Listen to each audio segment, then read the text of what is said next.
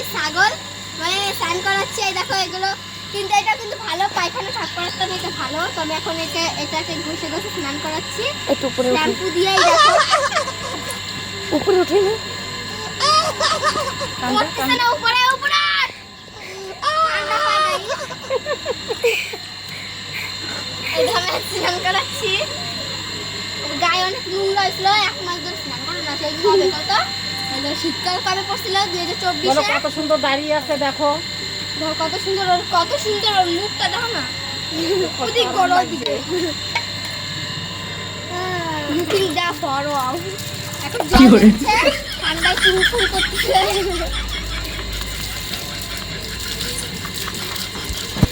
মামা ভালো কথা বলতে এই জানা না এই সাইডে